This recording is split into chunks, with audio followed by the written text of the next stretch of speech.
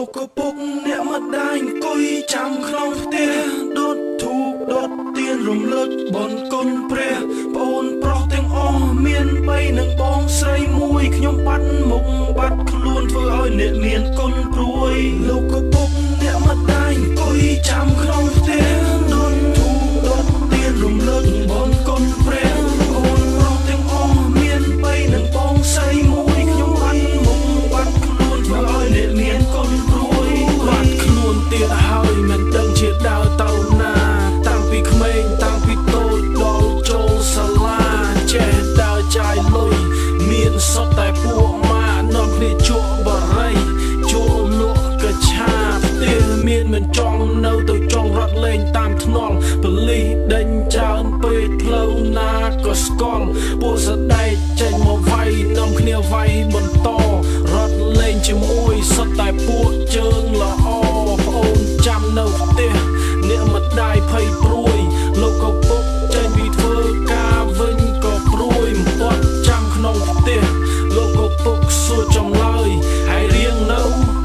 លោកក៏ពុកខ្ញុំរៀងហើយលោកក៏ពុកអ្នកម្ដាយអង្គុយចាំក្នុងផ្ទះដុតធូបដុតទៀនរំលឹកបុណ្យគុណព្រះប្អូនប្រុសទាំងអស់មាន3និងបងស្រីមួយខ្ញុំបាត់មុខបាត់ខ្លួនធ្វើឲ្យអ្នកមានគុណព្រួយលោកក៏ពុកអ្នកម្ដាយអង្គុយចាំក្នុងផ្ទះដុតធូបដុតទៀនរំលឹកបុណ្យគុណព្រះប្អូនប្រុសទាំងអស់មាន3និងបងស្រីមួយខ្ញុំបាត់មុខបាត់ខ្លួនធ្វើឲ្យអ្នកមានគុណព្រួយស្អែកឡើងចេញទៀតក្បាលរឹងហើយត្រជេលោកក៏ពុកចេញទៅសួរតើមានឃើញអាដាងទេអានឹងបាត់ខ្លួនទៀតហើយប្រាប់វាក៏វាមិនស្ដាប់និយាយលិចទៅកើតអានឹងត្រជេចំណាប់នាំប្អូនរត់ចោលផ្ទះប៉ូលីសឃើញហើយចាប់មកវិញលោកក៏ពុកវាយដល់ទៅដាច់សាច់រៀងហើយ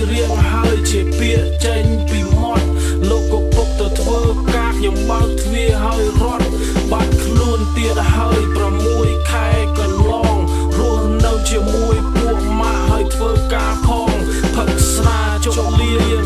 ហើយមានសង្សារទូរស័ព្ទអ្នកមានគុណថាខ្ញុំចង់រៀបការលោកក៏ពុកអ្នកម្ដាយអង្គុយចាំក្នុងផ្ទះដុតធូបដុតទៀនរំលឹកបុណ្យគុណព្រះប្អូនប្រុសទាំងអស់មាន3និងបងស្រីមួយខ្ញុំបាត់មុខបាត់ខ្លួនធ្វើឲ្យអ្នកមានគុណព្រួយលោកក៏ពុកអ្នកម្ដាយអង្គុយចាំក្នុងផ្ទះដុតធូបដុតទៀនរំលឹកបុណ្យគុណព្រះប្អូនប្រុសទាំងអស់មាន3និងបងស្រីមួយខ្ញុំបាត់មុខបាត់ខ្លួនធ្វើឲ្យអ្នកមានគុណព្រួយមានកូនមួយ